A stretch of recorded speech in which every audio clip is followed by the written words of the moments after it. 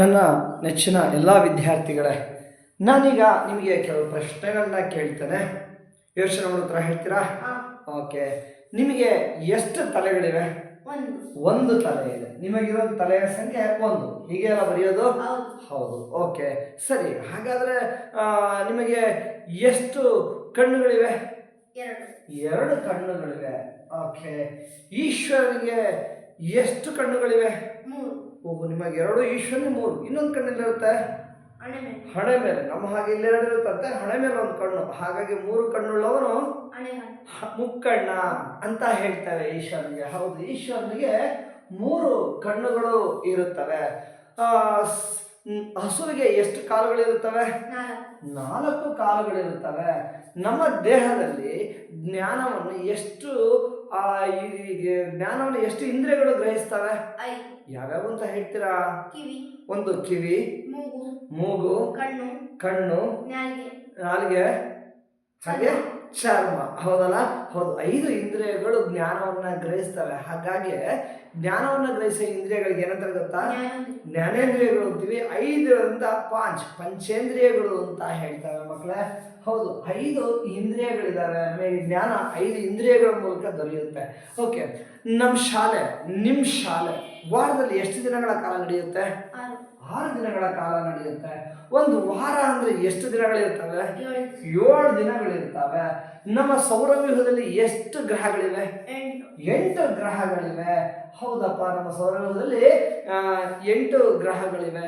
ಸಾಮಾನ್ಯವಾಗಿ ಮನುಷ್ಯ ತಾಯಿಯ ಹೊಟ್ಟೆಯಲ್ಲಿ ಮಗು ಎಷ್ಟು ಸಮಯಗಳ ಕಾಲ ಇರುತ್ತೆ? 9 ತಿಂಗಳುಗಳ ಕಾಲ ತಾಯಿಯ ಹೊಟ್ಟೆಯಲ್ಲಿ ಮಗು ಇರುತ್ತಂತೆ. ರಾವಣನಿಗೆ ಎಷ್ಟು ತಲೆಗಳು? 10 ತಲೆಗಳು. ಇದಕ್ಕೆ 10ಕ್ಕೆ 1 ಸೇರಿಸಿದ್ರೆ 11. ಸೊ ಈ ಸಂಖ್ಯೆಗಳಿಗೆ ಕೊನೆ ಇದೆಯಾ? ಇಲ್ಲ, ಈ ಸಂಖ್ಯೆಗೆ ಕೊನೆ ಇಲ್ಲ. ಹಾಗಾಗಿ ಏನ್ ಮಾಡ್ತಾನೆ, ಮುಂದೆ ಒಂದು 3-4 ಚುಕ್ಕಿ ಇಡ್ತಾನೆ ಮಕ್ಕಳೇ. ಸೊ ಈ ಚುಕ್ಕಿ ಇಟ್ಟರೆ ಅದು ಏನನ್ನ ಸೂಚಿಸುತ್ತೆ? ಅನ್ಕೌಂಟಬಲ್. ಇನ್ನೂ ಮುಂದುವರಿಯುತ್ತೆ. ಎಲ್ಲವನ್ನೂ ಪಟ್ಟಿ ಮಾಡೋದಕ್ಕೆ ಆಗೋದಿಲ್ಲ ಮಕ್ಕಳೇ. ಈ ಸಂಖ್ಯೆಗಳನ್ನ ನಾವು ಯಾತಕ್ಕಾಗಿ ಬಳಸಿದ್ವು? ಎಣಿಕೆ ಮಾಡೋದಕ್ಕೆ ಬಳಕೆ ಮಾಡೋದು. ಹೌದಲ್ಲ? ಹಾಗಾಗಿ ಈ ಸಂಖ್ಯೆಗಳು ಏನಂತ ಕರೀತಾರೆ ಗೊತ್ತಾ ಮಕ್ಕಳೇ? ಪೂರ್ಣ ಸಂಖ್ಯೆ ಅಂತಾರ? ಅಲ್ಲ ಮಕ್ಕಳೇ. ನೋಡಿ, ಸಹಜವಾಗಿ, ಸ್ವಾಭಾವಿಕವಾಗಿ, ಸಾಮಾನ್ಯವಾಗಿ ಎಣಿಕೆ ಮಾಡಲು ಬಳಕೆ ಮಾಡುವಂತಹ ಈ ಸಂಖ್ಯೆಗಳನ್ನ ನಾವು ಎಣಿಕೆ ಮಾಡಕ್ಕೆ ಬಳಕೆ ಮಾಡಿದ್ದಲ್ವಾ? ಹಾಗಾಗಿ ಎಣಿಕೆಯ ಸಂಖ್ಯೆಗಳು ಅಂತ ಹೇಳ್ತಾರೆ. ಇದಕ್ಕೆ ಎಣಿಕೆಯ ಸಂಖ್ಯೆಗಳು ಸಾಮಾನ್ಯವಾಗಿ, ಸಹಜವಾಗಿ, ಸ್ವಾಭಾವಿಕವಾಗಿ ಎಣಿಕೆ ಮಾಡಲು ಬಳಕೆ ಮಾಡಿದ ಸಂಖ್ಯೆಗಳನ್ನ ಎಣಿಕೆಯ ಸಂಖ್ಯೆಗಳು, ಅಥವಾ ಇದಕ್ಕೆ ಇನ್ನೂ ಒಂದು ಹೆಸರಿದೆ. ಈ ಪದವನ್ನು ನಾವು ಜಾಸ್ತಿ ಬಳಕೆ ಮಾಡ್ತೇವೆ. ಯಾವುದು? ಸ್ವಾಭಾವಿಕ ಸಂಖ್ಯೆಗಳು ಅಂತ ಹೇಳ್ತೇವೆ. ಇಂಗ್ಲಿಷಲ್ಲಿ ಹೇಳ್ತಾರೆ ಗೊತ್ತಾ ನಿಮಗೆ? ಇಂಗ್ಲಿಷಲ್ಲಿ we call these numbers as ಹೌದು, we call these numbers as natural numbers ಅಂತ ಹೇಳ್ತಾರೆ ಮಕ್ಕಳೇ. ಆಯ್ತಾ? ಸೊ ಈಗ ಉದಾಹರಣೆಗೆ ಇನ್ನೊಂದು ಪ್ರಶ್ನೆ ನಾನು ನಿಮಗೆ ಕೇಳ್ತೇನಪ್ಪ. ಹೇಗೆ ಅಂತಂತಂದ್ರೆ, ಎಂಥ ಸಂಖ್ಯೆಗಳು ಅಂದ್ರೆ, ಉದಾಹರಣೆಗೆ ನಿಮ್ಮ ಮನೆಗೆ ಬರ್ತಾರೆ. ನಿಮ್ಮ ಮನೆಗೆ ಯಾರೋ ಒಬ್ರು ಗಣತಿದಾರರು ಬಂದಿದ್ದಾರೆ. ಆಯ್ತಾ? ಸೆನ್ಸಸ್ ಮಾಡೋದಕ್ಕಿಂತ ಗಣತಿದಾರರು ನಿಮ್ಮ ಮನೆಗೆ ಬಂದಿದ್ದಾರೆ. ನಿಮ್ಮನ್ನ ಕೇಳ್ತಾರೆ. ಆಯ್ತಾ? ಏನಂತ ಕೇಳ್ತಾರೆ ಅಂದ್ರೆ, ನಿಮ್ಮ ಮನೆಯಲ್ಲಿ ಎಷ್ಟು ಕಾರ್ ಇದಾವೆ ಅಂತ ಕೇಳ್ತಾರೆ. ಎಷ್ಟು ಕಾರುಗಳಿವೆ? ನಮ್ಮನೆ ಕಾರ್ ಇಲ್ಲ ಅಂತ ಹೇಳ್ತೀವಿ ನಾವು. ಸಹಜವಾಗಿ, ಸ್ವಾಭಾವಿಕವಾಗಿ ನಮ್ಮನೆಗೆ ಯಾವುದೇ ಕಾರ್ ಇಲ್ಲ ಅಂತ ಹೇಳ್ತೀವಿ. ಅವ್ರು ಗಣತಿದಾರರು ಬರ್ಕೋಬೇಕಾದ್ರೆ ಏನಂತ ಬರ್ಕೋತಾರೆ? 0 ಅಂತ ಬರ್ಕೋತಾರೆ. ಅವರು 0 ಅಂತೇಳಿ ಬರ್ಕೋತಾರೆ. ನಾವೇನಾದ್ರು ನಮ್ಮನೆಗೆ 0 ಕಾರುಗಳಿದಾವೆ ಅಂತ ಹೇಳ್ತೀವ? ಖಂಡಿತ ಹೇಳಲ್ಲ. ಸಹಜವಾಗಿ, ಸ್ವಾಭಾವಿಕವಾಗಿ ಎಣಿಕೆ ಮಾಡಲು ನಾವು 0ನ್ನ ಬಳಸೋದಿಲ್ಲ. ಹೌದಲ್ಲ ಮಕ್ಕಳೇ? ಆದ್ರೆ ಅದನ್ನ ದಾಖಲಿಸ್ಬೇಕಾದ್ರೆ 0ನ್ನ ನಾವು ಬಳಕೆ ಮಾಡ್ತೇವೆ. ಹೌದಲ್ವಾ? ನಂತರ ಅವ್ರು ನಿಮ್ಮನ್ನು ಕೇಳ್ತಾರೆ, ನಿಮ್ಮನೆಗೆ ಎಷ್ಟು ಟಿವಿಗಳಿವೆ ಅಂತ ಕೇಳ್ತಾರೆ. ಎಷ್ಟು? 1 ಟಿವಿ ಇದೆ ಅಂತ ಹೇಳ್ತೇವೆ. ಹೌದಲ್ಲ? ನಂತರ ನಿಮ್ಮನ್ನು ಕೇಳೋದು, ನಿಮ್ಮ ತಂದೆ ತಾಯಿ ನೀವು ಎಷ್ಟು ಜನ ಮಕ್ಕಳು ಅಂತ ಏನಂತ ಹೇಳ್ತೀರಿ? 2 ಇದೀವಿ ಅಂತ ಹೇಳ್ತೀರಾ. ಹೌದಲ್ವಾ? 2ಕ್ಕೆ 1 ಸೇರಿಸಿದ್ರೆ 3 ಆಗುತ್ತೆ. ಹೌದಲ್ವಾ? ಈಗ ನಿಮ್ಮ ಹಸುಗೆ ಎಷ್ಟು ಕಾಲುಗಳು? 4 ಅಂತ ಹೇಳ್ತೀವಿ. ಒಂದು ಕೈಯಲ್ಲಿ ಎಷ್ಟು ಬೆರಳುಗಳಿವೆ? 5 ಬೆರಳುಗಳಿವೆ ಅಂತ ಹೇಳ್ತೇವೆ. ನಮ್ಮ ಶಾಲೆ ಎಷ್ಟು ದಿನಗಳ ಕಾಲ ನಡೆಯುತ್ತೆ? ವಾರದಲ್ಲಿ 6 ದಿನಗಳ ಕಾಲ ನಡೆಯುತ್ತೆ. ಸೊ ಈ ನಂಬರ್ಗಳಿಗೆ ಕೊನೆ ಇದೆಯಾ? ಇಲ್ಲ, ಈ ನಂಬರ್ಗಳು ಕೊನೆ ಇಲ್ಲ. ಹಾಗಾಗಿ ಇವಕ್ಕೆ ಏನ್ ಮಾಡ್ತಾನೆ, ಮುಂದೆ ಒಂದು 3-4 ಚುಕ್ಕೆ ಇಡ್ತಾನೆ. ಯಾಕೆ ಕೊನೆ ಇಲ್ಲದೆ ಇರೋದ್ರಿಂದ ಎಲ್ಲರೂ ಪಟ್ಟಿ ಮಾಡೋದಕ್ಕೆ ಸಾಧ್ಯ ಇಲ್ಲ. ಹಾಗಾಗಿ ನಾವು ಮುಂದೆ ಒಂದು 3-4 ಚುಕ್ಕಿ ಇಡ್ತಾನೆ. ನೋಡಿ, ಈ ಗೆರೆಯಿಂದ ಮೇಲಿರೋ ಸಂಖ್ಯೆ ಇವು ಎರಡು ಒಂದೇನಾ? ಇಲ್ಲ. ಮೇಲಿರೋ ಸಂಖ್ಯೆಗಳು ಸಹಜವಾಗಿ ಸಾಮಾನ್ಯವಾಗಿ ಎಣಿಕೆ ಮಾಡಲು ಬಳಕೆ ಮಾಡೋ ಸಂಖ್ಯೆಗಳು. ಇವಕ್ಕೆ ಏನಂತಕ್ಕದ್ದು ಸ್ವಾಭಾವಿಕ ಸಂಖ್ಯೆಗಳು ಅಂತ ಕರಿತೀವಿ. ಇವುಗಳನ್ನ ಸ್ವಾಭಾವಿಕ ಸಂಖ್ಯೆಗಳು ಅಥವಾ ಎಣಿಕೆಯ ಸಂಖ್ಯೆಗಳು ಅಂತ ಹೇಳ್ತಾರೆ. V call them as natural numbers ಅಂತ ಹೇಳ್ತಾರೆ ಮಕ್ಕಳೇ. ಸೊ ಇವು ಸ್ವಾಭಾವಿಕ ಸಂಖ್ಯೆಗಳೇ ಅಲ್ಲ. ಹಾಗಾಗಿ ಈ ಸಂಖ್ಯೆಗಳನ್ನ ಏನಂತ ಕರೀತಾರೆ? ಮಕ್ಕಳೇ, ಇವುಗಳನ್ನ ನಾವು ಪೂರ್ಣ ಸಂಖ್ಯೆಗಳು ಅಂತ ಹೇಳ್ತೀವಿ. ಈ ಸಂಖ್ಯೆಗಳಿಗೆ ಏನಂತ ಕರೀತಾರೆ? ಪೂರ್ಣ ಸಂಖ್ಯೆಗಳು ಅಂತ ಹೇಳ್ತವೆ. ಓಕೆ. ಸೊ ಈ ಇಂಗ್ಲಿಷಲ್ಲಿ ಏನಂತ ಕರಿಬೋದು ಗೊತ್ತಾ? ಇದಕ್ಕೆ ಎಂತಾರೆ? We call them as whole numbers. These numbers are called as whole numbers. ಏನು ಈ whole number ಪೂರ್ಣ ಸಂಖ್ಯೆ ಅಂದ್ರೆ? ನೋಡಿ ಮಕ್ಕಳೇ, ಒಂದ್ಸಾರಿ ಆ ಪೂರ್ಣ ಸಂಖ್ಯೆಗಳನ್ನ ಏನೋ ಒಂದು ವಿಶೇಷತೆ ಇದೆ. 0 ಇದೆ. ಬರೀ 0 ಮಾತ್ರ ಇದೆಯಾ? ಬರೀ 0 ಇವೆಲ್ಲ 0ಗಳ ಗಟ್ಟಿ ಹೇಳ್ಬೇಕು ನೀ ಕತ್ತ ಅಲ್ಲ. 0 ಜೊತೆ ಬೇರೆ ಏನಿದೆ ನೋಡಿ? 0 ಇದೆ ಅಂತೆ. 0 ಮುಂದೆ ಬೇರೆ ಸಂಖ್ಯೆಗಳಿದಾವೆ. ಏನ್ ಸಂಖ್ಯೆಗಳಿವು? ಹೌದು, 0 ಬಿಟ್ರೆ ಇವು ಸ್ವಾಭಾವಿಕ ಸಂಖ್ಯೆಗಳು. ಈ ಸ್ವಾಭಾವಿಕ ಸಂಖ್ಯೆಗಳ ಜೊತೆ ಯಾರು ಸೇರ್ಕೊಂಡಿದ್ದಾರೆ? 0. ಸ್ವಾಭಾವಿಕ ಸಂಖ್ಯೆಗಳು 0 ಸೇರಿದ್ರೆ ಅಥವಾ 0 ಮತ್ತು ಸ್ವಾಭಾವಿಕ ಸಂಖ್ಯೆ ಇವೆರಡನ್ನೂ ಒಳಗೊಂಡ ಸಂಖ್ಯೆಗಳ ಗುಂಪನ್ನ ಏನಂತ ಕರಿತೀವಿ? ಪೂರ್ಣ ಸಂಖ್ಯೆಗಳು, ಹೋಲ್ ನಂಬರ್ಸ್ ಅಂತ ಹೇಳ್ತೇವೆ ಮಕ್ಕಳೇ. ಓಕೆ. ಸೊ ಈ ಉದಾಹರಣೆಗೆ ಇನ್ನೊಂದು ಹೋಲ್ ನಂಬರ್ ಬರ್ದಿದ್ದೀರಪ್ಪ, 6 ಒಂದು ಹೋಲ್ ನಂಬರ್ ಬರ್ದಿರಿ. ಇದರ ಮುಂದಿನ ಪೂರ್ಣ ಸಂಖ್ಯೆ ಎಷ್ಟಾಗಿರುತ್ತೆ? 7 ಆಗಿರುತ್ತೆ. ಅದರ ಮುಂದಿನ ಪೂರ್ಣ ಸಂಖ್ಯೆ 8 ಆಗಿರುತ್ತೆ. ಒಂದು ನಿಮಿಷ, ಇದರ ಮುಂದಿನ ಪೂರ್ಣ ಸಂಖ್ಯೆ ಬೇಕಾದ್ರೆ ಇದಕ್ಕೆ ಏನ್ ಮಾಡ್ಬೇಕು? ಒಂದು ಕೂಡಿದ್ರೆ ಮುಂದಿನ ಪೂರ್ಣ ಸಂಖ್ಯೆ ಸಿಗುತ್ತಲ್ಲ 7. 7ರ ಮುಂದಿನ ಪೂರ್ಣ ಸಂಖ್ಯೆ ಬೇಕಾದ್ರೆ ಒಂದು ಕೂಡಬೇಕು, ಹೌದಲ್ಲ? ಹೀಗೆ ಕೊಟ್ಟ ನಮಗೆ ಗೊತ್ತಿರೋಂಥ ಪೂರ್ಣ ಸಂಖ್ಯೆಗೆ ಒಂದನ್ನ ಕೂಡ್ತಾ ಹೋದ್ರೆ ಅದರ ಮುಂದಿನ ಪೂರ್ಣ ಸಂಖ್ಯೆಗಳು ನಮಗೆ ದೊರೀತಾ ಹೋಗ್ತವೆ. 8ರ ಮುಂದಿನ ಪೂರ್ಣ ಸಂಖ್ಯೆ ಬೇಕಾದ್ರೆ ಏನ್ ಮಾಡ್ಬೇಕು? ಇದಕ್ಕೆ ಒಂದು ಕೂಡಿ ನಮಗೆ ಅದರ ಮುಂದಿನ ಪೂರ್ಣ ಸಂಖ್ಯೆ 9 ಅನ್ನೋದು ದೊರೆಯುತ್ತೆ, ಹೌದಲ್ಲ ಮಕ್ಕಳೇ? ಎಸ್. ಸೊ ನಮ್ಮ ಗಣಿತದಲ್ಲಿ ನಾವು ಈ ರೀತಿ ಸಂಖ್ಯೆಗಳನ್ನ ವಿವಿಧ ರೀತಿಯಲ್ಲಿ ಜೋಡಿಸ್ತಾ ಹೋಗ್ತೀವಿ ಮಕ್ಕಳೇ, ಆಯ್ತಾ? ಇದಕ್ಕೆ ವಿನ್ಯಾಸ ಅಂತ ಹೇಳ್ತಾರೆ. ಏನ್ ಕರಿತೀವಿ? ಇದಕ್ಕೆ ವಿನ್ಯಾಸ ಅಂತ ಕರಿತೀವಿ. ಗಣಿತದಲ್ಲಿ ಕಂಡು ಬರುವಂತಹ ಅತ್ಯಂತ ಮೂಲಭೂತ ವಿನ್ಯಾಸಗಳೇ ಈ ಸಂಖ್ಯಾ ವಿನ್ಯಾಸ, ಆಯ್ತಾ? ತುಂಬಾ ಬೇಸಿಕ್ ಆಗಿ ನಾವು ಮಾಡುವಂತಹ ಜೋಡಣೆ ಈ ಸಂಖ್ಯಾ ಜೋಡಣೆ. ಅದರಲ್ಲೂ ವಿಶೇಷವಾಗಿ ಈ ಪೂರ್ಣ ಸಂಖ್ಯೆಗಳ ವಿನ್ಯಾಸ ಇದೆಯಲ್ಲ, ಈ ಪೂರ್ಣ ಸಂಖ್ಯೆಗಳ ವಿನ್ಯಾಸವನ್ನ ನಾವು ಗಣಿತದಲ್ಲಿ ಅಧ್ಯಯನ ಮಾಡೋದಕ್ಕೆ ಅಂತಾನೆ ಒಂದು ವಿಶೇಷವಾದ ಶಾಖೆ ಇದೆ. ಅದಕ್ಕೆ ಏನಂತಾರೆ ಗೊತ್ತಾ ನಿಮ್ಗೆ? ಇಲ್ಲಲ್ಲ, ಇದಕ್ಕೆ ನಾವು ಸಂಖ್ಯಾ ಸಿದ್ಧಾಂತ ಅಂತ ಕರಿತೀವಿ ಮಕ್ಕಳೇ. ಏನ್ ಕರೀತಾರೆ ಅದಕ್ಕೆ? ಹೌದು, ಸಂಖ್ಯಾ ಸಿದ್ಧಾಂತ ಅಂತ ಕರಿತೇವೆ. ಸೊ ಈ ಪೂರ್ಣ ಸಂಖ್ಯೆಗಳ ವಿನ್ಯಾಸವನ್ನ ಅಧ್ಯಯನ ಮಾಡೋದಿಕ್ಕೆ ಗಣಿತದಲ್ಲಿ ಇರುವಂತಹ ಒಂದು ಶಾಖೆಯನ್ನ, ಅಧ್ಯಯನ ಶಾಖೆಯನ್ನ ಏನಂತ ಕರಿತೇವೆ? ಸಂಖ್ಯಾ ಸಿದ್ಧಾಂತ ಅಂತ. ಈಗ ಉದಾಹರಣೆ ಹೇಗೆ ಅಂದ್ರೆ, ಬರೀ ಜೀವಿಗಳ ಬಗ್ಗೆ, ಪ್ರಾಣಿ ಪಕ್ಷಿಗಳ ಬಗ್ಗೆ, ಸಸ್ಯಗಳ ಬಗ್ಗೆ ಅಭ್ಯಾಸ ಮಾಡೋ ವಿಜ್ಞಾನದ ವಿಭಾಗಕ್ಕೆ ಏನಂತಾರೆ? ಸೈನ್ಸ್ಗೆ ಬಯಾಲಜಿ ಅಂತಾರೆ. ಬರೀ ಜೀವಿಗಳ ಬಗ್ಗೆ ಅಧ್ಯಯನ ಮಾಡುವಂತಹ ವಿಜ್ಞಾನ ವಿಭಾಗವನ್ನ ನಾವು ಜೀವಶಾಸ್ತ್ರ, ಬಯಾಲಜಿ ಅಂತ ಹೇಗೆ ಕರಿತೀವಿ, ಹಾಗೆ ಈ ಪೂರ್ಣ ಸಂಖ್ಯೆಗಳ ಜೋಡಣೆಯನ್ನ, ಈ ಪೂರ್ಣ ಸಂಖ್ಯೆಗಳ ವಿನ್ಯಾಸವನ್ನ ಅಧ್ಯಯನ ಮಾಡುವಂತಹ ಗಣಿತದ ಅಧ್ಯಯನ ಶಾಖೆಯನ್ನ, ಬ್ರಾಂಚ್ ಅನ್ನ ಏನಂತ ಕರೀತಾರೆ? ಸಂಖ್ಯಾ ಸಿದ್ಧಾಂತ ಅಂತ ಕರೀತೇವೆ ಮಕ್ಕಳೇ. ಸೊ ಈ ಪೂರ್ಣ ಸಂಖ್ಯೆಗಳ ಈ ಜೋಡಣೆಯನ್ನ, ಈ ವಿನ್ಯಾಸವನ್ನ ನಾವು ನೋಡ್ತಾ ಹೋಗೋಣ ಮಕ್ಕಳೇ. ಈಗ ಏನಂದ್ರೆ ಈ ಪೂರ್ಣ ಸಂಖ್ಯೆಗಳು ಅಂದ್ರೆ, ಪೂರ್ಣ ಸಂಖ್ಯೆಗಳು ಯಾವ್ಯಾವ ಪೂರ್ಣ ಸಂಖ್ಯೆಗಳು ಅಂದ್ರೆ? 0 1 2 3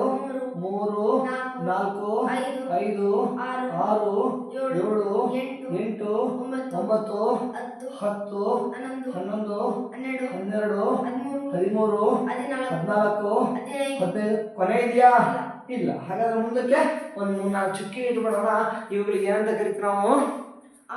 ಪೂರ್ಣ ಸಂಖ್ಯೆಗಳು 0 ಹಾಗೂ ಈ ಸ್ವಾಭಾವಿಕ ಸಂಖ್ಯೆಗಳನ್ನ ಒಳಗೊಂಡಂತಹ ಸಂಖ್ಯೆಗಳ ಗುಂಪಿಗೆ ನಾವು ಪೂರ್ಣ ಸಂಖ್ಯೆಗಳು ಅಂತ ಕರಿತೇವೆ ಮಕ್ಕಳೇ. ಸೊ ಈ ಪೂರ್ಣ ಸಂಖ್ಯೆಗಳ ವಿವಿಧ ವಿನ್ಯಾಸವನ್ನ ನಾವೀಗ ಅಭ್ಯಾಸ ಮಾಡುವಂತ ಪ್ರಯತ್ನವನ್ನ ಮಾಡೋಣ ಮಕ್ಕಳೇ. ಈಗ ಇಲ್ಲಿ ಬರೆದಿರುವಂತಹ ಪೂರ್ಣ ಸಂಖ್ಯೆಗಳ ಗುಂಪೇನಿದೆ, ಈ ಪೂರ್ಣ ಸಂಖ್ಯೆಗಳ ಗುಂಪಲ್ಲಿ 2ರಿಂದ ಪೂರ್ಣವಾಗಿ ಭಾಗ ಆಗುವ ಸಂಖ್ಯೆಗಳು ಯಾವ್ಯಾವ ಹೇಳಬಲ್ಲಿರಾ? ಹೇಳ್ತೀರಾ? ಹೇಳಿ. ಇದರಲ್ಲಿ ಯಾವ್ಯಾವ 2ರಿಂದ ಪೂರ್ಣವಾಗಿ ಭಾಗ ಆಗ್ತವೆ? ಹೌದು, ಇದರಲ್ಲಿ 2ರಿಂದ ಪೂರ್ಣವಾಗಿ ಭಾಗ ಆಗೋದು 2, 4, 6, 8, 10, 12, 14, 16. ಕೊನೆನಾ? ಇದೇ ಲಾಸ್ಟಾ? ಇಲ್ಲ ಮಕ್ಕಳೇ, ಇದ್ರ ಮುಂದಕ್ಕೆ ಇನ್ನೂ ಸಾಕಷ್ಟು ಸಂಖ್ಯೆಗಳಿದಾವೆ. ಆಯ್ತಾ? ಕೊನೆ ಇದೆಯಾ? ಇಲ್ಲ. ಹಾಗಾದ್ರೆ ಇವುಗಳಿಗೆ ಏನ್ ಮಾಡೋಣ? ಮುಂದೆ ಚುಕ್ಕಿ ಇಟ್ಬಿಡೋಣ ಮಕ್ಕಳೇ. ಓಕೆ. ಸೊ ಹೀಗೆ 2ರಿಂದ ಪೂರ್ಣವಾಗಿ ಭಾಗ ಆಗೋ ಈ ಸಂಖ್ಯೆಗಳಿಗೆ ಏನಂತ ಕರೀತಾರೆ ಮಕ್ಕಳೇ? ಇವ್ರು ನಿಮ್ಮ ಮಕ್ಕಳು 2ರಿಂದ ಸರಿ ಭಾಗಿಸ್ಕೊಳ್ಳಿ. ಫಾರ್ ಎಕ್ಸಾಂಪಲ್ 12 ಇದೆ, 12ನ್ನು 2ರಿಂದ ಭಾಗಿಸಿ ಎಷ್ಟಾವರ್ತಿ ಭಾಗ ಆಗುತ್ತೆ? 2 12 ಶೇಷ ನೋಡಿ, ನಿಶೇಷ ಭಾಗ ಆಯ್ತು ಮಕ್ಕಳೇ. ಸೊ ಹೀಗೆ ಈ 12 ಅನ್ನೋದು 2ರಿಂದ ಪೂರ್ಣವಾಗಿ ಭಾಗ ಆಗುತ್ತೆ, ಜೊತೆಗೆ ಎಲ್ಲವೂ ಕೂಡ 2ರಿಂದ ಪೂರ್ಣವಾಗಿ ನಿಶೇಷವಾಗಿ ಭಾಗ ಆಗ್ತವೆ. ಹೀಗೆ 2ರಿಂದ ನಿಶೇಷವಾಗಿ ಭಾಗ ಆಗ ಈ ಸಂಖ್ಯೆಗಳಿಗೆ ಏನಂತ ಕರೀತಾರೆ ಗೊತ್ತಾ? ಗೊತ್ತಿಲ್ವಾ? ಇವೆಲ್ಲ ನಾವು ಏನಂತಾರೆ? ಸಮಸಂಖ್ಯೆಗಳು ಅಂತ ಹೇಳ್ತಾರೆ. ಏನ್ ಕರಿತೀವಕ್ಕೆ? ಸಮಸಂಖ್ಯೆಗಳು ಅಂತ ಹೇಳ್ತಾರೆ. ಇಂಗ್ಲಿಷಿಗೆ ಏನಂತ ಕರೀತಾರೆ ಗೊತ್ತಾ ನಿಮಗೆ? ಗೊತ್ತಿಲ್ಲ? We call them as even numbers. Even numbers. Yes. So ಇವೊಂದು ಸಂಖ್ಯೆ ಇದೆ, ಆ ಸಂಖ್ಯೆ 2ರಿಂದ ಭಾಗ ಆಗುತ್ತೋ ಇಲ್ವೋ ಅಂತ ಹೇಗೆ ಗುರುತಿಸ್ತೀರಿ? ಈಗ ಚಿಕ್ಕ ಸಂಖ್ಯೆ ಫಟಾಫಟ್ ಅಂತ 2ರಿಂದ ಭಾಗಿಸ್ಬಿಡ್ರಿ. ಈ ಉದಾಹರಣೆಗೆ ಈ ತರ ಒಂದು ಸಂಖ್ಯೆ ಕೊಟ್ಬಿಡ್ತಾರೆ, ಇದು 2ರಿಂದ ಭಾಗ ಆಗುತ್ತೆ ಇಲ್ಲ ಅಂತ ನೋಡ್ತಿದ್ದಂಗೆ ಹೇಳಕ್ ಸಾಧ್ಯ ಇದೆಯಾ? ಹೆಂಗೆ ಹೇಳ್ತೀರಿ? ಹೇಗೆ ಗುರುತಿಸ್ತೀರಿ? ಬಿಡಿ ಸ್ಥಾನದಲ್ಲಿ 2, 4, 6, 8 ಮತ್ತೆ 0 ಇದ್ರೆ ಅದು 2ರಿಂದ ಭಾಗ. ಬಿಡಿ ಸ್ಥಾನದಲ್ಲಿ ಒನ್ಸ್ ಪ್ಲೇಸ್ ಅಲ್ಲಿ ಯಾವ ಅಂಕಿ ಇರಬೇಕು? 0 ಇರಬೇಕು, 2 ಇರಬೇಕು, 4 ಇರಬೇಕು, 6 ಇರಬೇಕು, 8. ಈ ಅಂಕಿಗಳು ಬಿಡಿ ಸ್ಥಾನದಲ್ಲಿದ್ರೆ, ಈ ಅಂಕಿಗಳು ಒನ್ಸ್ ಪ್ಲೇಸ್ ಅಲ್ಲಿ ಇತ್ತು ಅಂದ್ರೆ ಆಗ ಸಂಖ್ಯೆ 2ರಿಂದ ನಿಶೇಷ ಭಾಗ ಆಗುತ್ತೆ, ಪೂರ್ಣವಾಗಿ ಭಾಗ ಆಗುತ್ತೆ. ಆ 2ರಿಂದ ಪೂರ್ಣವಾಗಿ ಭಾಗ ಆಗೋ ಸಂಖ್ಯೆಗಳಿಗೆ ಏನಂತ ಕರೀತೀವಿ ನಾವು? ಸಮಸಂಖ್ಯೆಗಳು ಅಂತ ಹೇಳ್ತೇವೆ. ಹೌದು ಮಕ್ಕಳೇ. ಸೊ ಇನ್ನೊಂದು ಪ್ರಶ್ನೆ ಕೇಳ್ತಾರೆ. ಏನ್ ಹೇಳ್ತಾರಪ್ಪ ಅಂತಂದ್ರೆ, ಉದಾಹರಣೆಗೆ ನಾವು ಇಲ್ಲಿ 16ವರೆಗೆ ಸಮಸಂಖ್ಯೆಗಳನ್ನ ಬರೆದಿದ್ದೀವಿ, ಇದರ ಮುಂದಿನ ಸಮಸಂಖ್ಯೆ ಬರೀರಿ ಅಂತ ಹೇಳ್ತಾರೆ. ಇದರ ಮುಂದಿನ ಸಮಸಂಖ್ಯೆ ಎಷ್ಟು? 18. ಎಷ್ಟು? 18. ಇದರ ಮುಂದಿನ ಸಮಸಂಖ್ಯೆ 18. ಒಂದು ನಿಮಿಷ, ಅದು ಹೋಗಕ್ಕಿಂತ ಮುಂಚೆ ನೋಡಿ, ಬಿಡಿಸ್ತದೆ ಎಷ್ಟಿದೆ? 0 ಇದೆ. ಇದು ಬಿಡಿಸ್ತದಲ್ಲಿ 2, 4, 6. ಹೌದಲ್ಲ? ಹೀಗೆ ಬಿಡಿಸ್ತದೆ 0, 2, 4, 6, 8 ಇತ್ತು ಅಂದ್ರೆ ಎಲ್ಲವೂ ಕೂಡ 2ರಿಂದ ಪೂರ್ಣವಾಗಿ ಭಾಗ ಆಗುತ್ತೆ. ಇದು ಭಾಗ ಆಗುತ್ತಾ? ಇಲ್ಲ, ಇದು ಪೂರ್ಣವಾಗಿ ಭಾಗ ಆಗಲ್ಲ ಮಕ್ಕಳೇ. ಯಾಕೆಂದ್ರೆ ಇದ್ರ ಬಿಡಿಸ್ತದೆ ಎಷ್ಟಿದೆ? 1 ಇದೆ. ಹಾಗಾಗಿ 2ರಿಂದ ಪೂರ್ಣವಾಗಿ ಭಾಗ ಆಗೋದಿಲ್ಲ. ಓಕೆ. ಸೊ ಈಗ 16ರ ಮುಂದಿನ ಸಮಸಂಖ್ಯೆ ಹೇಳಿರ್ತಾರೆ. ಎಷ್ಟು? 18. ಹೆಂಗೆ ಹೇಳ್ತೀರಿ? ಇದು ಮುಂದಿನ ಅನುಕ್ರಮ ಸಮಸಂಖ್ಯೆ 18 ಬೇಕಾದ್ರೆ ಇದಕ್ಕೆ ಏನ್ ಮಾಡ್ಬೇಕು? 2 ಕೊಡ್ಬೇಕು. ದತ್ತ ಸಮಸಂಖ್ಯೆಗೆ ನಾವು 2ನ್ನ ಕೂಡಿದ್ರೆ ಅದರ ಮುಂದಿನ ಸಮಸಂಖ್ಯೆ ಸಿಗುತ್ತೆ. ಇದರ ಮುಂದಿನ ಸಮಸಂಖ್ಯೆ ಬೇಕಾದ್ರೆ 18ಕ್ಕೆ 2ನ್ನ ಕೂಡಿ ಎಷ್ಟಾಯ್ತು? 20 ಆಯ್ತು. 20ರ ಮುಂದಿನ ಸಮಸಂಖ್ಯೆ ಬೇಕಾದ್ರೆ 20ಕ್ಕೆ 2 ಕೂಡಿ ಎಷ್ಟಾಯ್ತು? 22. ಇದರ ಮುಂದಿನ ಸಮಸಂಖ್ಯೆ ಬೇಕಾದ್ರೆ 22ಕ್ಕೆ 2 ಕೂಡಿ ಎಷ್ಟಾಯ್ತು? 24 ಆಯ್ತು. ಅಂದ್ರೆ ದತ್ತ ಸಮಸಂಖ್ಯೆಗೆ ನಾನು 2ನ್ನ ಕೂಡ್ತಾ ಹೋದ್ರೆ ಅದರ ಮುಂದಿನ ಸಮಸಂಖ್ಯೆಗಳು ನನಗೆ ದೊರೆತಾವೆ. ಅಂದ್ರೆ ಮುಂದಿನ ಸಮಸಂಖ್ಯೆಗಳು ಬೇಕಾದ್ರೆ ದತ್ತ ಸಮಸಂಖ್ಯೆಗೆ ಏನ್ ಮಾಡ್ತಾ ಹೋಗ್ಬೇಕು? 2 ಕೂಡ್ತಾ ಹೋದ್ರೆ ಅನುಕ್ರಮವಾಗಿರೋ ಮುಂದಿನ ಸಮಸಂಖ್ಯೆಗಳು ನಮಗೆ ದೊರೆತಾ ಹೋಗ್ತವೆ. ಓಕೆ ಮಕ್ಕಳೇ? ಎಸ್. ಸೊ ಹಾಗೆ ನೀವು ಹೇಳಿದ್ರಿ ಇದು ಸಮಸಂಖ್ಯೆ ಅಲ್ಲ ಅಂತ. ಹಾಗಾದ್ರೆ ಇದೆಂತ ಸಂಖ್ಯೆ? You have told that it is not an even number. So what type of number it is? Odd number. Yes, we call this number as a odd number. ಕನ್ನಡದಲ್ಲಿ ಏನಂತಾರೆ ಗೊತ್ತಾ? ಗೊತ್ತಿಲ್ಲ. ಅದಕ್ಕೆ ನಾವು ಬೆಸ ಸಂಖ್ಯೆಗಳು ಅಂತ ಹೇಳ್ತಾರೆ ಮಕ್ಕಳೇ. ಸೊ ಅದಕ್ಕೆ ನಾವು ಬೆಸ ಸಂಖ್ಯೆ ಅಂತ ಹೇಳ್ತೀವಿ. ಏನು ಬೆಸ ಸಂಖ್ಯೆ ಅಂದ್ರೆ? ಯಾವ ಹೇಳ್ತಾರೆ ಬೆಸ ಸಂಖ್ಯೆಗಳು? 1, 3, 5, 7 9 ಅಷ್ಟೇನಾ? ಇಲ್ಲ, ಅದ್ರ ಮುಂದಕ್ಕೆ ಯಾವ ಬೆಸ ಸಂಖ್ಯೆಗಳಿಲ್ವಾ? ಯಾವ್ಯಾವ ಹೇಳಿ? 11 13 13 15 17 19 21 ಕಡೆ ಇದೆಯಾ? ಇಲ್ಲ. ಮತ್ತೆ ಏನ್ ಮಾಡ್ಲಿ ಹಾಗಾದ್ರೆ? ಅದ್ರ ಮುಂದಕ್ಕೆ ಒಂದು 3 ಚುಕ್ಕಿ ಇಡಿ ಮಕ್ಕಳೇ.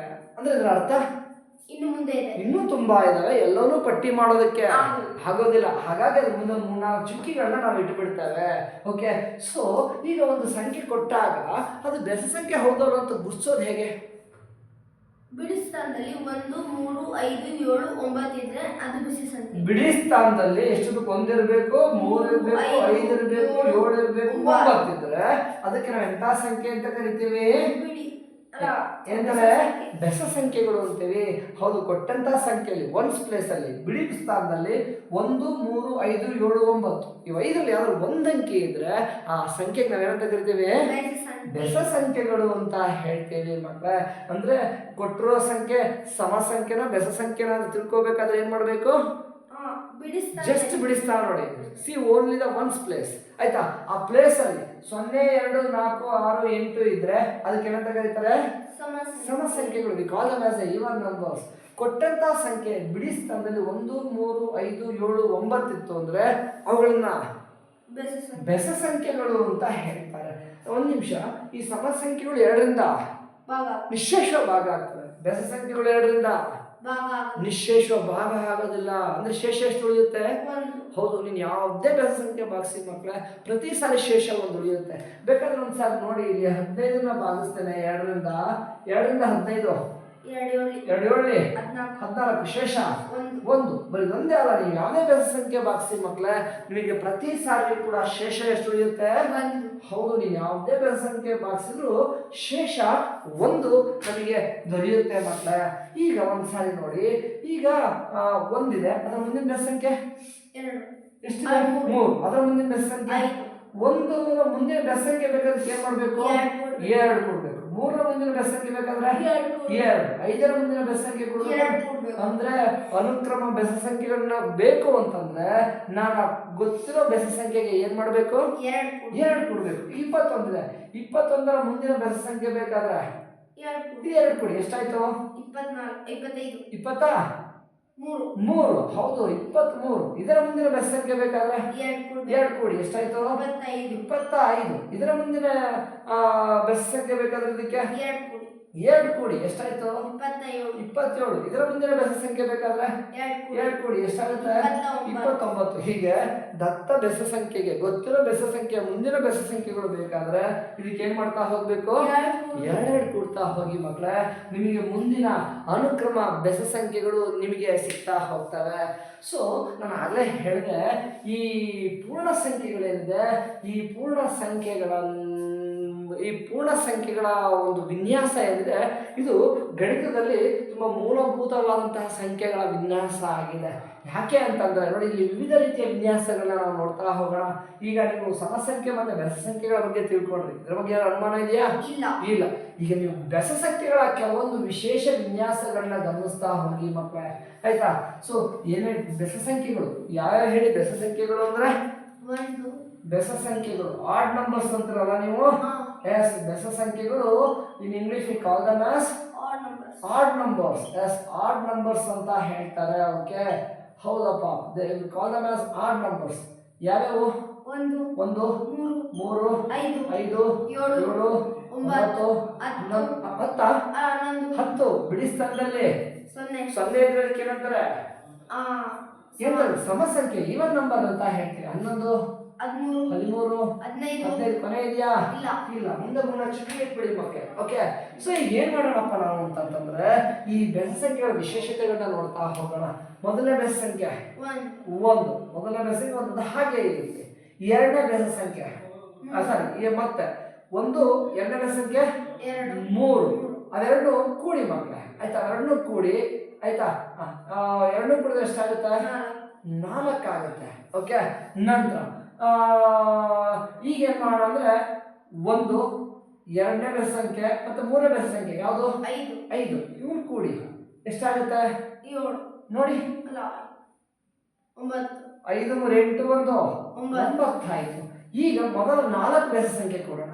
1 ಪ್ಲಸ್ 3 ಪ್ಲಸ್ 5 ಪ್ಲಸ್ ಎಷ್ಟು 7 ಕೂಡ ನೋಡಿ.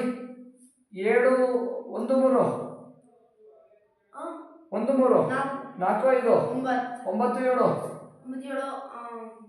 9ಕ್ಕೆ 7 ಸೇರಿಸಿದ್ರೆ ಎಸ್ ನೋಡಿ ಮಕ್ಕಳು 9ಕ್ಕೆ 7 ಸೇರಿಸ್ತಾ ಇದ್ದಾರೆ. 9ಕ್ಕೆ 7 ಸೇರಿಸಿದ್ರೆ ಎಸ್ 16 ಆಗುತ್ತೆ. ಹೌದಪ್ಪ. ಈಗ ಮೊದಲ 4 ಬೆಸ ಸಂಖ್ಯೆ ಕೊಡಿದ್ರಿ, ಮೊದಲ 5 ಬೆಸ ಸಂಖ್ಯೆ ಕೊಡಿ. ಯಾವ್ಯಾವುದು? 1 ಪ್ಲಸ್ 3 ಪ್ಲಸ್ 5 ಪ್ಲಸ್ 7 ಪ್ಲಸ್ 9 ಮೊದಲ 5 ಬೆಸ ಸಂಖ್ಯೆ ಕೊಡೋಣ. 3 1 4 5 9 7 16 16 ಪ್ಲಸ್ 9 16 ಪ್ಲಸ್ 9 16 ಪ್ಲಸ್ 9 ಮಕ್ಕಳ 16 9 ಕೊಡ್ತಾ ಇದ್ದೀನಿ. 16 4 25 25 ಅಲ್ಲಿಗೆ 16 9 25 ಆಯ್ತು. ಓಕೆ. ಸೊ ಈಗ ಮೊದಲ 5 ಬೆಸ ಸಂಖ್ಯೆ ಕೊಡೋದು. ಈಗ ಮೊದಲ 6 ಬೆಸ ಸಂಖ್ಯೆ ಕೊಡೋಣ. 1 plus 3 plus 5 plus 7 plus 9 plus 11 ಕೊಡೋಣ.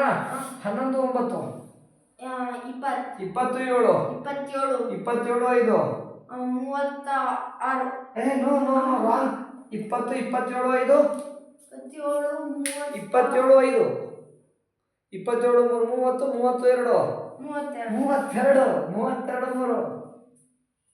32 35 36 ಎಸ್.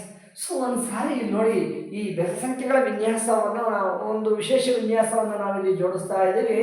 ಈ ಬೆಸ ಸಂಖ್ಯೆಗಳನ್ನ ಒಂದೊಂದೇ ಮೊದಲಿಗೆ ಒಂದೇ ಒಂದು ಬೆಸ ಸಂಖ್ಯೆ ಕೂಡ್ಕೊಂಡು ತಗೊಂಡೆ, ನಂತರ ಮೊದಲ 2 ಬೆಸ ಸಂಖ್ಯೆ ಕೂಡಿದೆ, ನಂತರ ಮೊದಲ 3 ಬೆಸ ಸಂಖ್ಯೆ ಕೂಡಿದೆ, ನಂತರ ಮೊದಲ 4 ಬೆಸ ಸಂಖ್ಯೆ ಕೂಡಿದಾಗ ನಮಗೊಂದು ಮೊತ್ತ ಸಿಗ್ತಾ ಹೋಗ್ತಾ ಇದೆ. ಹೌದಲ್ಲ ಮಕ್ಕಳೇ? ಒಂದು ಮೊತ್ತ ಸಿಗ್ತಾ ಇದೆ. 1 4 9 16 25 36 ಅನ್ನುವಂಥ ಮೊತ್ತಗಳು ಸಿಕ್ಕಿದ್ದಾವೆ. ಈ ವಿನ್ಯಾಸದಲ್ಲಿ ಬಂದಿರುವಂತಹ ಈ ಮೊತ್ತಗಳೇನಿದ್ದಾವೆ, ಈ ಮೊತ್ತಗಳಲ್ಲಿ ಏನಾದ್ರು ವಿಶೇಷತೆ ಇದೆಯಾ? ಎಂಥ ಸಂಖ್ಯೆಗಳು ಅಂತ ನಿಮ್ಗೆ ಯಾರು ಗೊತ್ತಾ? ನೋಡಿ ಒಂದು ಸಾರಿ. 1 ರಿಂದ 4ಕ್ಕೆ 3 ಗ್ಯಾಪ್ ಇದೆ. ಇಲ್ಲಿಂದ ಇಲ್ಲಿ 3 ಗ್ಯಾಪ್ ಇದೆ. ನೀವು ಹೇಳ್ತಾ ಇದ್ರಿ ಇಲ್ಲಿಂದ ಇಲ್ಲಿಗೆ 3 ಗ್ಯಾಪ್ ಇದೆ. ಇಲ್ಲಿಂದ ಇಲ್ಲಿಗೆ 6 ಎಷ್ಟು? 6 ಅಲ್ಲ 4 ರಿಂದ 9ಕ್ಕೆ 6 ಗ್ಯಾಪ್ ಇದೆಯಾ? 4ಕ್ಕೆ ಎಷ್ಟು 9 ಆಗುತ್ತೆ?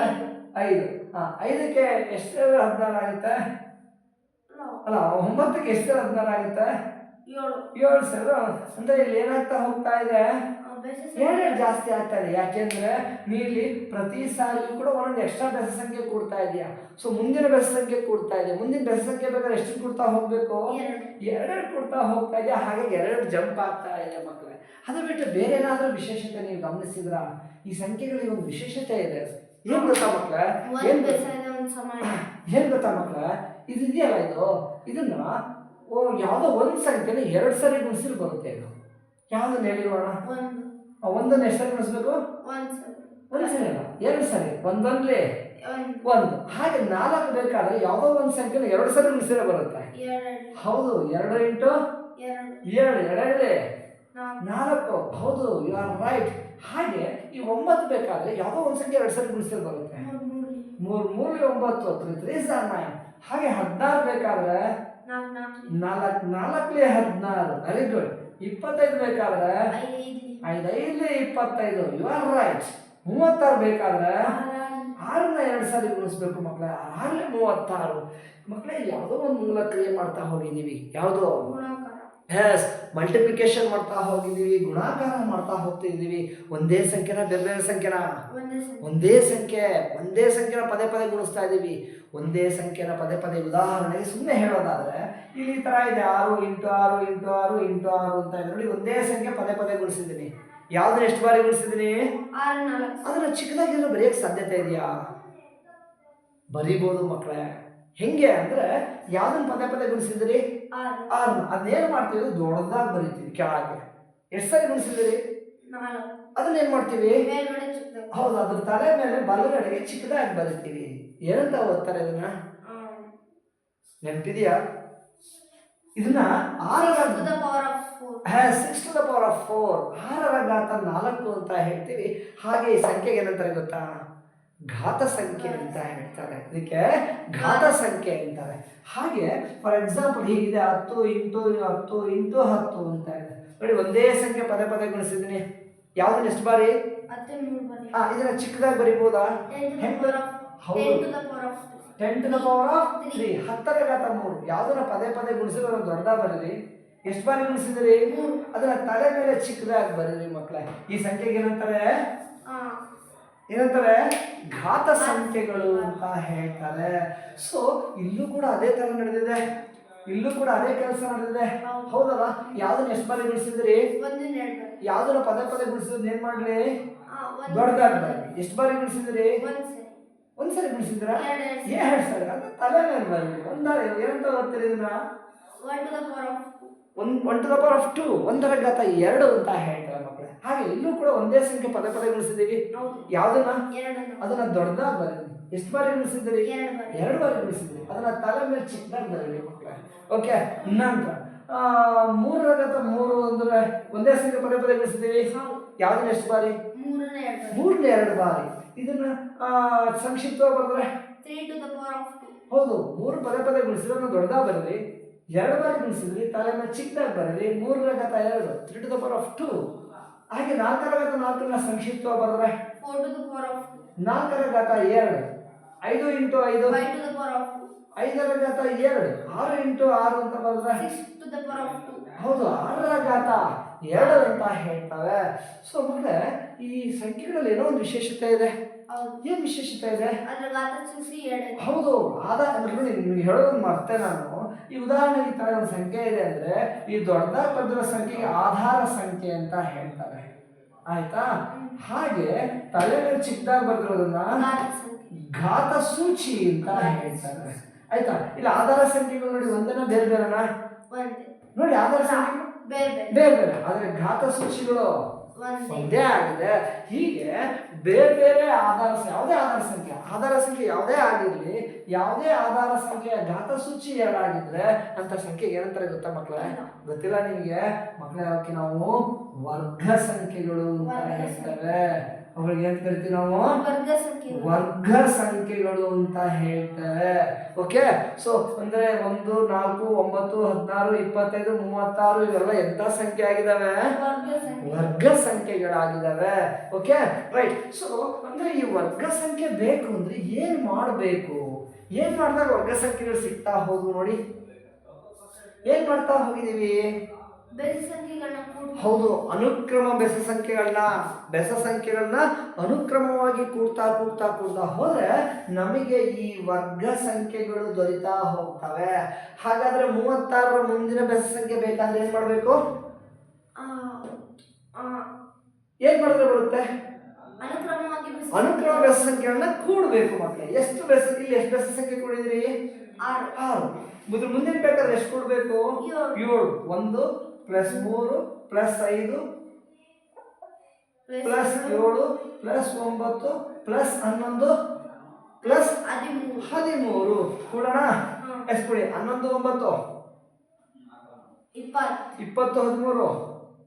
20 13 33 7 45 +3 48 +1 49 ಅನ್ನುವಂತ ಒಂದು ಸಂಖ್ಯೆ ಸಿಕ್ತು. ಇದು ವರ್ಗ ಸಂಖ್ಯೆನಾ? ಯಾವ್ದನ್ನ ಪದೇ ಪದೇ ಗುಣಿಸಿದ್ರೆ ಬರುತ್ತೆ? 7ನ್ನ ಪದೇ ಪದೇ ಗುಣಿಸಿದ್ರೆ 49. Yes, you are right. So ಇದರ ಮುಂದಿನ ಇನ್ನೊಂದು ಬೆಸ ಸಂಖ್ಯೆ ಹೇಳಿ ಅಂತ, ಇನ್ನೊಂದು ವರ್ಗ ಸಂಖ್ಯೆ ಹೇಳಿ ಅಂತಾರೆ. ಅನುಕ್ರಮ ವರ್ಗ ಸಂಖ್ಯೆಗಳು ಬೇಕಾದ್ರೆ ಏನ್ ಮಾಡ್ಬೇಕು? ಹೌದು, ಅನುಕ್ರಮ ಬೆಸ ಸಂಖ್ಯೆಗಳನ್ನ ಕೂಡಬೇಕು. ಇಲ್ಲಿ ಎಷ್ಟು ಬೆಸ ಸಂಖ್ಯೆ ಕೂಡಿದ್ರಿ? 7 ಕೂಡಿದ್ರಿ. ಈಗ ಎಷ್ಟು ಕೂಡೋಣ? 8. 1 + 3 + 5 + 7 + 9 + 11 + 13 + 15. ಇಲ್ಲಿಂದ ಇಲ್ಲಿವರೆಗೆ ಕೂಡಿದ್ರೆ ಎಷ್ಟಾಗಿತ್ತು? 7. ಅಲ್ಲ, ಇಲ್ಲಿಂದ ಇಲ್ಲಿವರೆಗೆ ಕೂಡಿದಾಗ ಎಷ್ಟು ಬಂದಿತ್ತು? 49. 49ಕ್ಕೆ ಎಷ್ಟು ಕೂಡೋಣ? 15 ಕೂಡೋಣ. 9 ಎಷ್ಟು? 62 9 5 14ಕ್ಕೆ ದಶಕ 1 4 1 5 1 6. ಸೊ 49ರ ಮುಂದಿನ ವರ್ಗ ಸಂಖ್ಯೆ 64. ಸೊ ಮಕ್ಕಳೇ ನಿಮಗೆ ಕೇಳ್ತಾರೆ, ಚಂದ ನೆನ್ಪಿಟ್ಕೊಳ್ಳಿ. ಅನುಕ್ರಮ ಬೆಸ ಸಂಖ್ಯೆಗಳ ಮೊತ್ತ ನಮಗೆ ಎಂತ ಸಂಖ್ಯೆಯನ್ನು ಕೊಡುತ್ತೆ? ಎಂತ ಸಂಖ್ಯೆ ಕೊಡುತ್ತೆ? ವರ್ಗ ಸಂಖ್ಯೆಗಳನ್ನ ಕೊಡುತ್ತೆ, ಸ್ಕ್ವೇರ್ ನಂಬರ್ಸ್ ಅನ್ನ ಕೊಡುತ್ತೆ.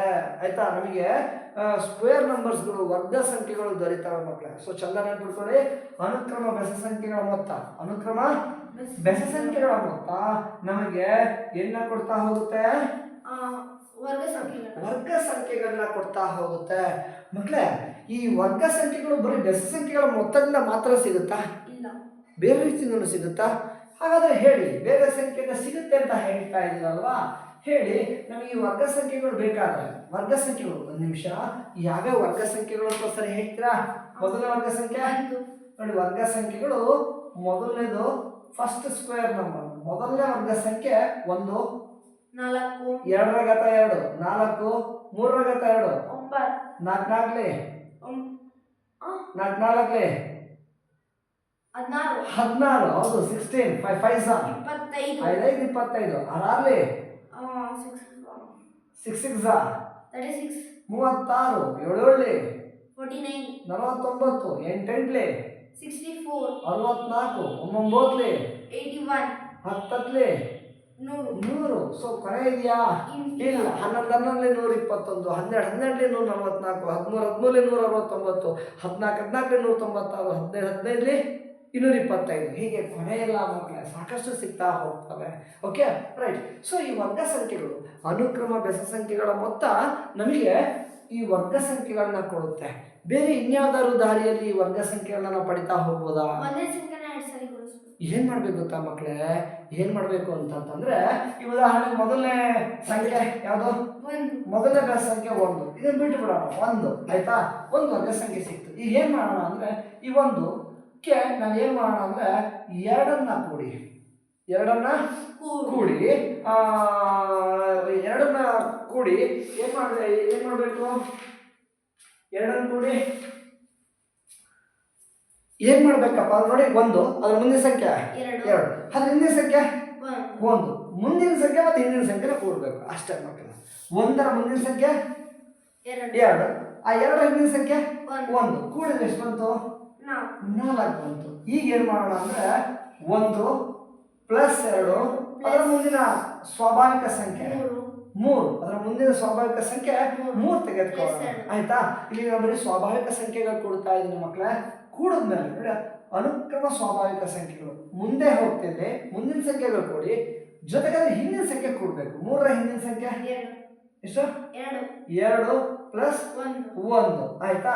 ಸೊ ಕೂಡಿದ್ರೆ 2 1 3 3 6 2 8 1 ನೋಡಿ, 9 ಕೂಡ ಎಂತ ಸಂಖ್ಯೆ ಆಗಿದೆ? ವರ್ಗ ಸಂಖ್ಯೆ. 4 ಕೂಡ ವರ್ಗ ಸಂಖ್ಯೆ. ಹೀಗೆ ನೋಡಿ, ಅನುಕ್ರಮವಾದ ಸ್ವಾಭಾವಿಕ ಸಂಖ್ಯೆಗಳನ್ನ ಮುಂದಕ್ಕೆ ಮತ್ತೆ ಹಿಂದಕ್ಕೆ ಕೊಡೋದು. ಕೆಲವರು ಮೇಲಕ್ಕೆ ಕೆಳಕ್ಕೆ ಅಂತ ಹೇಳ್ತಾರೆ, ನಾನು ನಿಮಗೆ ಮುಂದಕ್ಕೆ ಹಿಂದಕ್ಕೆ ಅಂತ ಹೇಳ್ತಾ ಇದ್ದೀನಿ. ಕೂಡಿದ್ರು ಕೂಡ ನಮಗೆ ಏನ್ ಸಿಗ್ತಾ ಹೋಗ್ತವೆ? ವರ್ಗ ಸಂಖ್ಯೆಗಳು ಸಿಗ್ತಾ ಹೋಗ್ತವೆ. ಈಗ ಅನುಕ್ರಮ ಸ್ವಾಭಾವಿಕ ಸಂಖ್ಯೆಗಳು ತೆಗೆದುಕೊಳ್ಳೋಣ. ಅನುಕ್ರಮ ಸ್ವಾಭಾವಿಕ ಸಂಖ್ಯೆಗಳು ಯಾವ್ಯಾವುದು? 1 ಪ್ಲಸ್ 2 ಪ್ಲಸ್ 3 ಪ್ಲಸ್ 4 ನೋಡಿ, ಆಗ 3ರವರೆಗೆ ತಗೊಂಡಿದ್ದೆ, ಈಗ 4ರವರೆಗೆ ತೆಗೆದುಕೊಳ್ತಾ ಇದ್ದೀನಿ. ಮುಂದಕ್ಕೆ ಹೋದೆ, ಈಗ ಏನ್ ಮಾಡೋಣ? ಹಿಂದಕ್ಕೆ ಕೊಡಿ. Plus 3 plus 2 plus 1 ಕೂಡೋಣ. 2 1 3 3 6 6 4 10 13 13 2 18 ಯಾಕೆ 13 2 18 ಆಗ್ಬಿಡುತ್ತಾ? 15 15 15 1 16 16 ಕೂಡ ಬೆಸ ಸಂಖ್ಯೆ ಅಲ್ಲ, ವರ್ಗ ಸಂಖ್ಯೆ ಆಗಿರುತ್ತೆ ಮಕ್ಕಳೇ. 4 4 16. ಆಯ್ತಾ? ನಂತರ ಈಗ ಮತ್ತೆ ಅನುಕ್ರಮ ಸ್ವಾಭಾವಿಕ ಸಂಖ್ಯೆಗಳನ್ನ ಮುಂದಕ್ಕೆ ಮತ್ತೆ ಹಿಂದಕ್ಕೆ ಕೂಡಿ ನೋಡೋಣ, ಬರುವಂತ ಮೊತ್ತ ಹೇಗಿರುತ್ತೆ ಅಂತ. ಆಗ್ಲೇ ಮುಂದಕ್ಕೆ ಎಲ್ಲಿವರೆಗೆ ಹೋಗಿದ್ರಿ? 4. ಈಗ ಎಲ್ಲಿವರೆಗೆ ಹೋಗೋಣ? 5ರವರೆಗೆ ಹೋಗೋಣ. 1 ಪ್ಲಸ್ 2 ಪ್ಲಸ್ 3 ಪ್ಲಸ್ 4 ಪ್ಲಸ್ 5 ನೋಡಿ, ಮುಂದಕ್ಕೆ ಹೋದೆ. ಈಗ ಹಿಂದಕ್ಕೆ ಬನ್ನಿ. 4 ಪ್ಲಸ್ 4 ಪ್ಲಸ್ 3 ಪ್ಲಸ್ 2 ಪ್ಲಸ್ 1 ಕೂಡಿ ನೋಡಿ.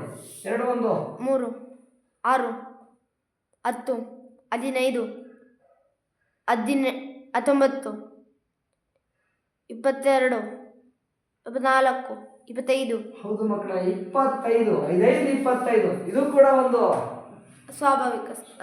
ಹೌದು, ಸ್ವಾಭಾವಿಕ ಸಂಖ್ಯೆ. ಹೌದು, ಜೊತೆಗೆ 25 ವಿಶೇಷತೆ. ಅದೊಂದು 5ನ್ನ 2 ಸಾರಿ ಗುಣಿಸಿದ್ರೆ ಬರುತ್ತೆ ಮಕ್ಕಳ. ಎಂತ ಅದಕ್ಕೆ ವರ್ಗ ಸಂಖ್ಯೆ, ಸ್ಕ್ವೇರ್ ನಂಬರ್ಸ್ ಅಂತ ಹೇಳ್ತಾರೆ ಮಕ್ಕಳ. ಹೀಗೆ ಸ್ವಾಭಾವಿಕ ಸಂಖ್ಯೆಗಳನ್ನ ಮುಂದಕ್ಕೆ ಮತ್ತೆ ಹಿಂದಕ್ಕೆ ಕೂಡಿದಾಗ ಬರುವಂತಹ ಮೊತ್ತವೂ ಕೂಡ ವರ್ಗ ಸಂಖ್ಯೆ ಆಗಿರುತ್ತೆ, ಸ್ಕ್ವೇರ್ ನಂಬರ್ಸ್ ಆಗಿರುತ್ತೆ. ಸೊ ನಮಗೆ ಸ್ಕ್ವೇರ್ ನಂಬರ್ಸ್ ಬೇಕು ಅಂದರೆ ಬೆಸ ಸಂಖ್ಯೆಗಳನ್ನ, ಅನುಕ್ರಮ ಬೆಸ ಸಂಖ್ಯೆಗಳನ್ನ, ಆಡ್ ನಂಬರ್ಸ್ನ ಆರ್ಡರ್ ಆಡ್ ಮಾಡ್ತಾ ಹೋದರೆ, ಅನುಕ್ರಮ ಬೆಸ ಸಂಖ್ಯೆಗಳನ್ನ ಕೂಡ್ತಾ ಹೋದ್ರೆ ನಮಗೆ ಒಂದು ವರ್ಗ ಸಂಖ್ಯೆ ಸಿಗುತ್ತೆ. ಎರಡನೇದಾಗಿ ಸ್ವಾಭಾವಿಕ ಸಂಖ್ಯೆಗಳನ್ನ ಮುಂದಕ್ಕೆ ಮತ್ತೆ ಹಿಂದಕ್ಕೆ ಕೂಡ್ತಾ ಹೋದ್ರೆ ನಮಗೆ ಏನ್ ಸಿಗ್ತಾ ಹೋಗುತ್ತೆ? ವರ್ಗ ಸಂಖ್ಯೆಗಳು ಸಿಗ್ತಾ ಹೋಗ್ತವೆ ಮಕ್ಕಳೇ. ಏನೋ ಡೌಟ್ ಇದೆಯಾ ಮಕ್ಕಳೇ? ಇಲ್ಲ. ಸರಿ, ಹಾಗಾದ್ರೆ ಈಗ ಏನಪ್ಪಾ ಅಂತಂತಂದ್ರೆ ಈಗ ವರ್ಗ ಸಂಖ್ಯೆಗಳ ಬಗ್ಗೆ ನೀವು ಪರಿಚಯ ಮಾಡ್ಕೊಡ್ರಿ ಮಕ್ಕಳೇ. ಈಗ ನಾವೆಲ್ಲರೂ ಸಂಖ್ಯೆನ 2 ಸಾರಿ ಗುಣಿಸಿದ್ರೆ ನಮಗೆ ವರ್ಗ ಸಂಖ್ಯೆ ಸಿಗುತ್ತೆ. ಅದೇ ಒಂದು ಸಂಖ್ಯೆನ 3 ಸಾರಿ ಗುಣಿಸಿದ್ರೆ, ಫಾರ್ ಎಕ್ಸಾಂಪಲ್ 1 × 1 × 1 ಗುಣಿಸಿ,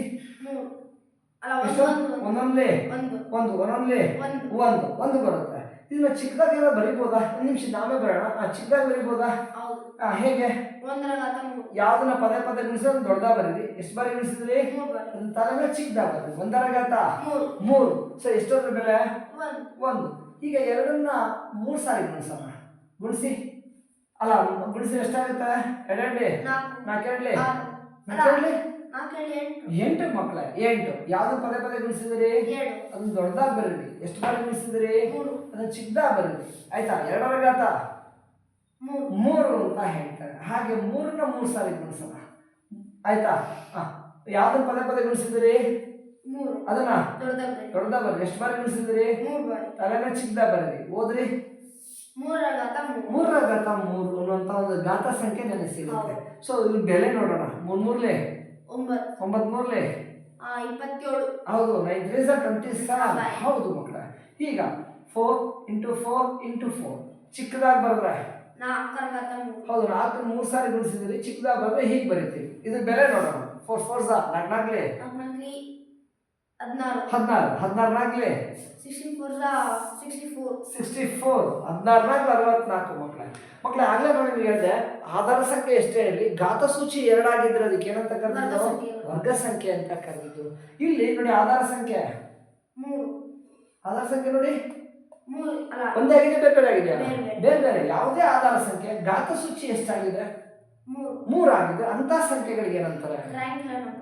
ಘನ ಸಂಖ್ಯೆಗಳು, ಕ್ಯೂಬಿಕ್ ನಂಬರ್ಸ್ ಅಂತ ಹೇಳ್ತಾರೆ ಮಕ್ಕಳೇ.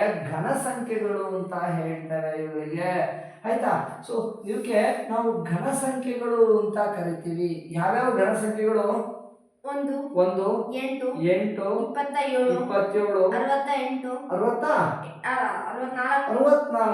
ಇದರ ಮುಂದಿನ ಘನ ಸಂಖ್ಯೆ ಹೇಳಿ ಅಂತಾರೆ. ಇದ್ರ ಮುಂದಿನ ಘನ ಸಂಖ್ಯೆ ಬೇಕಾದ್ರೆ ಮಕ್ಕಳೇ ಇದು ಯಾವ್ದನ್ನ ಘನ ಸಂಖ್ಯೆ ಅಂದ್ರೆ ಏನು? ಒಂದೇ ಸಂಖ್ಯೆನ 3 ಸಾರಿ ಗುಣಿಸಿ. ಯಾವುದೇ ಆಧಾರ ಸಂಖ್ಯೆಯ ಘಾತ ಸೂಚಿ 3 ಆಗಿದ್ರೆ ಅದಕ್ಕೆ ಘನ ಸಂಖ್ಯೆ. ಒಂದೇ ಸಂಖ್ಯೆನ 3 ಸಾರಿ ಗುಣಿಸಿದಾಗ ಬರುವಂತಹ ಬೆಲೆಗಳು ಘನ ಸಂಖ್ಯೆ ಅಂತ ಹೇಳ್ತಾರೆ. ಇದು ಎಷ್ಟು ಸಾರಿ ಗುಣಿಸಿದಾಗ ಬಂದಿದ್ದು? 4 ಸಾರಿ. ಈಗ ಮುಂದಿನ ಘನ ಸಂಖ್ಯೆ ಬೇಕಾದ್ರೆ ಅಲ್ಲ ಯಾವ್ದನ್ನ 3 ಬಾರಿ ಗುಣಿಸಿದಾಗ ಬಂದಿದ್ದು? 4ನ್ನ 3 ಸಾರಿ ಗುಣಿಸಿದಾಗ ಬಂದಿದ್ದು. ಇದು ಮುಂದಿನ ಘನ ಸಂಖ್ಯೆ ಬೇಕಾದ್ರೆ ಎಷ್ಟನ್ನ ಗುಣಿಸ್ತಾ ಹೋಗ್ತೀರಿ? 5ನ್ನ ಎಷ್ಟು ಸಾರಿ? 3 ಸಾರಿ ಗುಣಿಸೋಣ. 5 5 25 125 ಆಗುತ್ತೆ. ಆಯ್ತಾ? ನೀವು ಗುಣಿಸ್ ನೋಡ್ಕೊಳ್ಳಿ. 125 ಬರುತ್ತೆ. ಇದರ ಮುಂದಿನ ಘನ ಸಂಖ್ಯೆ ಹೇಳಿ ಅಂತಾರೆ. ಏನ್ ಮಾಡೋಣ? 6 3 ಸಾರಿ ಗುಣಿಸಿ. 6 6 36 36 36 ಗೊತ್ತಿಲ್ಲ ನಿಮಗೆ? ಸೈಡಲ್ಲಿ ಮಲ್ಟಿಪ್ಲೈ ಮಾಡ್ಕೊಳ್ಳಿ ಮಕ್ಕಳೇ. ಆಯ್ತಾ? 6 6 36ಕ್ಕೆ 6 ದಶಕ 3 6 3 18 18 3 21. ಸೊ 125ರ ಮುಂದಿನ ಘನ ಸಂಖ್ಯೆ ಯಾವುದು? 216. ಇದರ ಮುಂದಿನ ಘನ ಸಂಖ್ಯೆ ಹೇಳಿ ಅಂತಾರೆ. ಯಾವ್ದು 3 ಬಾರಿ ಗುಣಿಸ್ಬೇಕು? 7ನ್ನ 3 ಬಾರಿ ಗುಣಿಸ್ಬೇಕಾಗತ್ತೆ. ಆಯ್ತಾ? ಸೊ ಇದು 6ನ್ನ 3 ಬಾರಿ ಗುಣಿಸಿದಾಗ ಬಂದದ್ದು. ಈಗ ಮುಂದಿನ ಬೇಕು 7 3 ಸಾರಿ ಗುಣಿಸ್ಬೇಕು. 7 7 49 7 ಗೊತ್ತಿಲ್ಲ. ಮತ್ತೇನು ಮಾಡೋಣ? ಸೈಡಾಗಿ ಗುಣಿಸ್ಕೊಳ್ಳಿ. 49 ಹೇಳಿ, ಪ್ರಾಡಕ್ಟ್ ಕಂಡಿದ್ದೀವಿ. ಓಕೆ 7 9 63. 63ಕ್ಕೆ 3 ದಶಕ 6 7 4 7 4 ಈಗ ಹಾಕ್ಬಿಟ್ರೆ ಹಿಂಗೆ 28. ಹೌದು ಮಕ್ಕಳ, 28 6 28 2 30 34 34. ಎಸ್. ಸೊ 47 343. ಇದ್ರ ಮುಂದಿನ ಘನ ಸಂಖ್ಯೆ ಹೇಳಿ ಅಂತಾರೆ. ಅದ್ರ ಮುಂದಿನ ಘನ ಸಂಖ್ಯೆ ಬೇಕಾದ್ರೆ ಏನ್ ಮಾಡ್ಬೇಕು? 8ನ ಪದ ಎಷ್ಟು ಸಾರಿ ಗುಣಿಸ್ಬೇಕು? 3 ಸಾರಿ ಗುಣಿಸೋಣ. 8 8 64 ಎಂಟ್ಲಿ ಗೊತ್ತಿಲ್ವಾ? ಏನ್ ಮಾಡ್ಲಿ? ಸೈಡಾಗಿ ಗುಣಿಸ್ಕೊಳ್ಳಿ. 8 4 8 4 32ಗೆ 2 ಕ್ಯಾರಿ ದಶಕ 3 8 6 48 48 3 51 512 ಹೌದು. 8ನ 3 ಬಾರಿ ಗುಣಿಸ 512 ಬರುತ್ತೆ. ನಂತರ ಮುಂದಿನ ಘನ ಸಂಖ್ಯೆ ಬೇಕಾದ್ರೆ 9 3 ಸಾರಿ ಗುಣಿಸಿ. ಅದ್ರ ಮುಂದಿನ ಘನ ಸಂಖ್ಯೆ ಬೇಕಾದ್ರೆ 10 3 ಸಾರಿ ಗುಣಿಸಿ. ಹೀಗೆ ಅನುಕ್ರಮ ಘನ ಸಂಖ್ಯೆಗಳು ಬೇಕಾದ್ರೆ ಅದರ ಮುಂದಿನ ಸಂಖ್ಯೆನ 3 ಬಾರಿ ಗುಣಿಸ್ತಾ ಹೋಗಿ ಮಕ್ಕಳೇ. ಅದರ ಮುಂದಿನ ಘನ ಸಂಖ್ಯೆಗಳು ನಿಮಗೆ ಸಿಗ್ತಾ ಹೋಗ್ತವೆ. ಸೊ ಮಕ್ಕಳೇ ಒಂದ್ಸರಿ ಚೆನ್ನಾಗಿ ನೋಡ್ಕೊಳ್ಳಿ. ವರ್ಗ ಸಂಖ್ಯೆಗಳು ಯಾವ್ಯಾವು?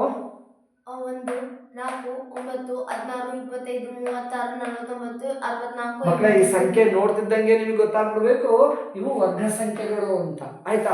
ಹಾಗೆ ಘನ ಸಂಖ್ಯೆಗಳು ಯಾವ್ಯಾವು?